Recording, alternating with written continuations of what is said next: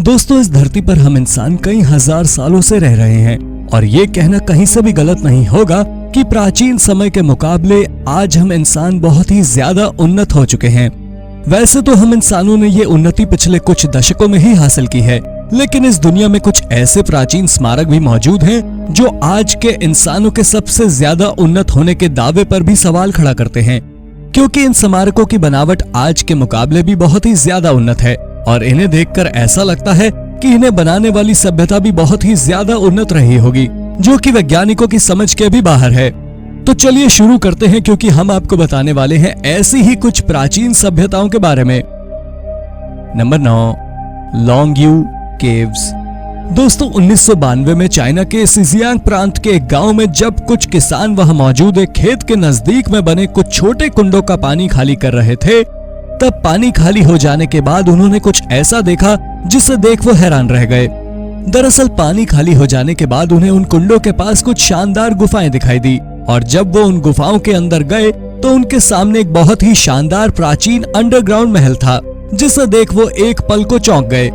आप सभी को जानकर हैरानी होगी कि इस अंडरग्राउंड महल को पूरी तरह से नक्काशी से तैयार किया गया था और इसे किसी बहुत ही प्राचीन सभ्यता द्वारा बनाया गया था। 30,000 स्क्वायर मीटर में फैला ये महल अपने आप में ही एक अजूबा है, क्योंकि कोई नहीं जानता कि इस महल को किस सभ्यता द्वारा निर्मित किया गया था। शायद ही आप सभी को मालूम हो कि इस अंडरग्राउंड महल के अंदर बहुत सारे पिलर भी बने हुए हैं, जो कि पूरी तरह से सीलिंग से जुड़े हुए हैं। साथ ही इसकी दीवारों पर बहुत से जानवरों की आकृति को भी उकेरा गया है, जिनमें घोड़े, मेंढक और पक्षी शामिल हैं। इस अंडरग्राउंड महल को लेकर सबसे ज्यादा आश्चर्य की बात तो ये थी कि इसके अंदर ड्रेनेज सिस्टम भी लगा हुआ था, जो इसके जल स्तर को पूरी तरह से संतुलित किया रहता है। और शायद यही वजह है कि ये गुफा हमेशा से वैज्ञानिकों के लिए एक पहेली बन गई है, क्योंकि इनके बारे में कोई भी वैज्ञानिक कुछ भी नहीं कह पाता। Number 8, Axumite empire. Axumite empire प्राचीन दुनिया की इकलौती ऐसी सभ्यता है जिसके बारे में बहुत ही कम जानकारी मौजूद है। अफ्रीकन किंगडम के नाम से जाना जाने वाला एक्सुमाइट एम्पायर आज के इथोपिया से लेकर सोमालिया और सोमालिलैंड तक फैला हुआ था, जो कि 80 एडी के आसपास पावर में आया था।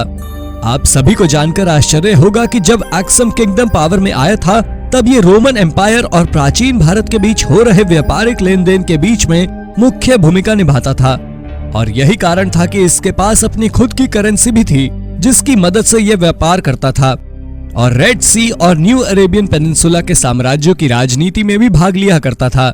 शायद ही आपको पता हो कि इजिप्ट और सूडान के बाहर ये अफ्रीका की एक बहुत ही मुख्य सभ्यता थी। दोस्तों, किन्हीं कारणों से इसने अपनी करेंसी को बंद कर दिया था और इसकी राजधानी किसी ऐसी अज्ञात जगह पर शिफ्ट हो गई थी जिसके बारे में आज भी कोई नहीं जानता। दुनिया भर के वैज्ञानिकों द्वारा दिए गए तर्कों से ये बात सामने आई कि अक्सुम एम्पायर ने खुद को आर्थिक रूप से दुनिया से अलग कर लिया था, जिसके बाद कोई नहीं जानता कि एक्सुम लोग कहां चले गए थे। हालांकि हाल ही में 2019 में एक आर्कियोलॉजिस्ट की एक टीम द्वारा ये अनाउंस किया गया है कि उन्होंने एक्सम सभ्यता का बीटा समाटी शहर खोज लिया है, जो कि उसकी राजधानी और रेड सी के बीच में मौजूद है। लेकिन कम जानकारी के अभाव में आज भी वैज्ञानिक और जानकार इस सभ्यता के बारे में नहीं समझा पाते। नंबर 7, क्यूक्यूटेनी ट्रिप्लियन। क्यूक्यूटेनी ट्रिप्लियन कल्चर, जिसे ट्रिपोली कल्चर के नाम से भी जाना जाता है, आज से कई 100 सालों पहले यूरोप के मोल्डोवा, यूक्रेन और रूस में एग्जिस्ट करता था। दोस्तों, इस कल्चर या कहीं सभ्यता का उदय 5500 बीसी के आसपास हुआ था और ये 2750 बीसी तक खत्म हो गई थी। वैसे तो इस कल्चर के लोगों द्वारा छोटे और घने स्मारकों का निर्माण किया गया था, पर आपको जानकर आश्चर्य होगा कि करीब 4000 से 3500 बीसी के करीब क्यूक्यूटेनी ट्रिप्लियन सभ्यता द्वारा यूरोप के सबसे बड़े स्मारक बनाए गए थे, जिनमें करीब 20,000 से 46,000 की आबादी रहा करती थी।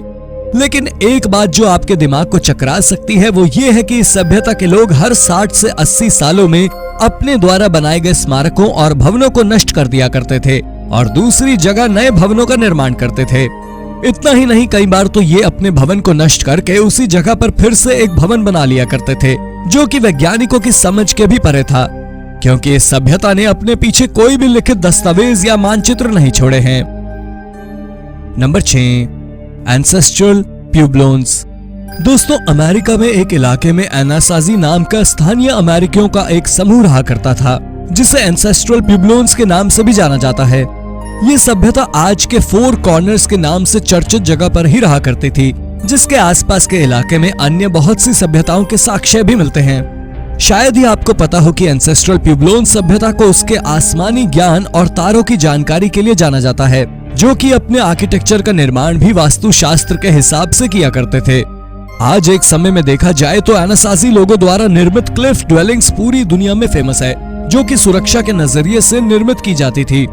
आप सभी को जानकर आश्चर्य होगा कि इनके द्वारा निर्मित आर्किटेक्चर और क्लिफ ड्वेलिंग्स को सन 900 से 1350 एडी के आसपास बनाया गया था, जो कि दिखने में आज के बहुमंजिला इमारतों के समान ही है। खैर, इनकी कारीगरी यहीं खत्म नहीं हुई थी, क्योंकि इस सभ्यता ने सिर्फ इंसानों के लिए भवन नहीं बनाए थे, बल्कि जानवरों के लिए भी छोटे पेट हाउसेस का निर्माण किया था, जो इस बात को साबित करने के लिए काफी था कि एंसेस्ट्रल प्यूब्लोन सभ्यता के लोग बहुत ही ज्यादा उन्नत थे। हालांकि किन्हीं कारणों से 12वीं और 13वीं सदी के आसपास ये सभ्यता विलुप्त हो गई थी, जो कि आज भी वैज्ञानिकों के लिए एक पहेली बनी हुई है। नंबर 5, माइसिनियंस। दोस्तों, माइसिनियन सभ्यता एक तरह की प्रवासी सभ्यता थी, जो कि 2000 बीसी के आसपास एशियन इलाके में आकर बस गई थी, और यही वजह है कि इस सभ्यता के उद्गम के बारे में कोई ठोस जानकारी नहीं है। अब आप सोच रहे होंगे कि आखिर प्रवासी होने के बावजूद भी यह सभ्यता इतनी चर्चित कैसे हुई? इसका मुख्य कारण था मिनोअन्स के साथ किया गया इनका धोखा। जी हाँ, ये सभ्यता मिनोअन्स लोगों के साथ ही उनके इलाके में अपना जीवन यापन करती रही और धीरे धीरे उनके साथ व्यापार करने लगी, जिसके बाद एक दिन इन्होंने मिनोअन्स लोगों की हुकूमत को ही कुचलकर उनके इलाके पर अपना साम्राज्य स्थापित कर लिया। दोस्तों, मिनोअन्स और माइसिनियंस यूरोप की पहली पढ़ी लिखी सभ्यता थी, जो कि क्लासिकल ग्रीक से बहुत ही ज्यादा प्रभावित थी। एक बार मिनोअन्स के इलाके में कब्जा करने के बाद माइसिनियंस लोग वहां की प्रमुख सैन्य ताकत बनकर उभरे थे, जिन्होंने बहुत से महलों, भवनों, दीवारों का निर्माण भी किया था। हालांकि 1600 से 1200 बीसी के आसपास ये सभ्यता भी अचानक गायब हो गई थी, जिस वजह से यह वैज्ञानिकों के लिए आज भी एक पहेली बनकर रह गई है, क्योंकि कोई नहीं जानता कि ये लोग एक दूसरे से कैसे संपर्क करते थे और ये अचानक गायब क्यों हो गए। नंबर 4, रापा नुई। दोस्तों, आज से कई 100 साल पहले पॉलिनेशिया का एक छोटा सा समूह किन्हीं अज्ञात कारणों से अपना गृह निवास छोड़कर पैसिफिक ओशन की तरफ चला गया, जहां उन्हें एक रिमोट आइलैंड मिला और जिस पर वो बस गए। वो रिमोट आइलैंड कोई और नहीं बल्कि आज का ईस्टर आइलैंड ही है, जो कि चिली के कोस्ट से करीब 3512 किलोमीटर दूर है। आप सभी को जानकर हैरानी होगी कि रापा नुई लोग जो इस आइलैंड पर बसे थे, उन्होंने यहाँ पर बहुत से बड़े बड़े स्ट्रक्चर्स का निर्माण किया। साथ ही इंसानों की तरह दिखने वाले बड़े बड़े स्टैचू बनाए, जिनमें से कुछ आज भी इस आइलैंड पर मौजूद हैं। खैर, ये स्टैचू क्यों बनाए गए ये कोई नहीं जानता, और शायद यही वजह है कि ये आज भी वैज्ञानिकों के लिए एक रहस्य बना हुआ है। हालांकि इन्हें देखकर इतना तो पता चलता है कि रापा नुई लोग बहुत ही ज्यादा उन्नत थे, पर फिर भी इस बात का कोई प्रमाण नहीं है कि रापा नुई लोगों ने इस आइलैंड पर कब निवास किया था।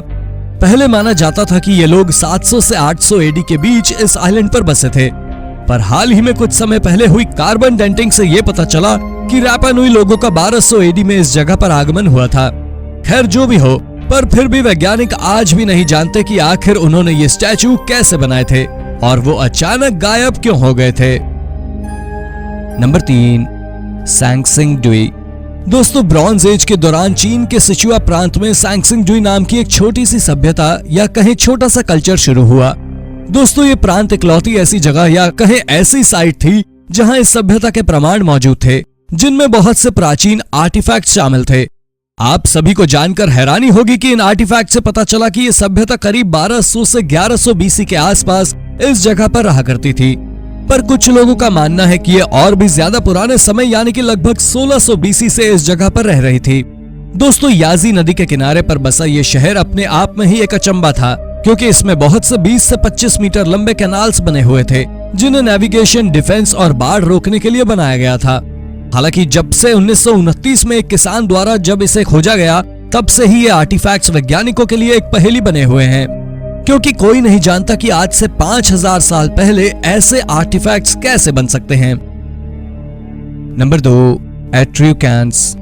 एट्रियुकैन सभ्यता द्वारा अपने पीछे होने का सबसे पहला सबूत 900 बीसी पहले इटली के रूप में छोड़ा गया था। उस समय इस इलाके को यूरेशिया के नाम से जाना जाता था, और यहाँ रहने वाले लोगों को प्राचीन ग्रीस के बाहर उस समय की सबसे एडवांस सभ्यता माना गया था। दोस्तों, शायद ही आप सभी को पता हो कि एट्रुस्कैंस सभ्यता के बारे में वैज्ञानिक बहुत ही कम जानते हैं, पर इस सभ्यता के होने का उदाहरण इसके लेखों से मिलता है। आप सभी को जानकर आश्चर्य होगा कि जिस भाषा में इन लेखों को लिखा गया है वो वैज्ञानिकों और जानकारों के समझ के बाहर है और अभी तक सिर्फ उनका कुछ हिस्सा ही डिकोड हो पाया है।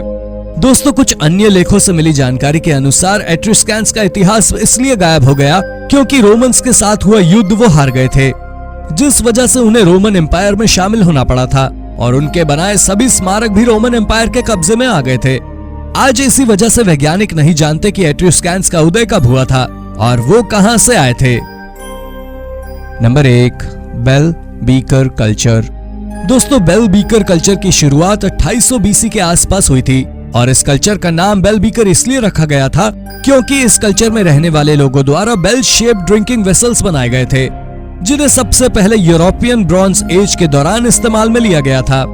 दोस्तों, शायद ही आपको इसके बारे में पता हो कि ये शानदार दिखने वाले कप उस समय यूरोप में बहुत ही ज्यादा इस्तेमाल किए जाने लगे थे और यही वजह थी कि इसने आज के वैज्ञानिकों के बीच भी एक संशय पैदा कर दिया, क्योंकि वैज्ञानिकों को ये पता नहीं था कि ये कल्चर इनका खुद का शुरू किया हुआ था या किसी बाहरी सभ्यता द्वारा लाया गया था, क्योंकि इसी तरह के बर्तन बहुत सी अन्य सभ्यताओं में भी इस्तेमाल किए जाते थे। खैर, जो भी हो, इस सभ्यता में बहुत से अन्य बर्तन भी मिले हैं जो वैज्ञानिकों को परेशान करके रखे हुए हैं, क्योंकि वैज्ञानिक नहीं जानते कि इन आइटम्स का फैलाव कैसे हुआ, जिस वजह से इसे बेल बीकर फिनोमिनन का नाम भी दिया जाता है।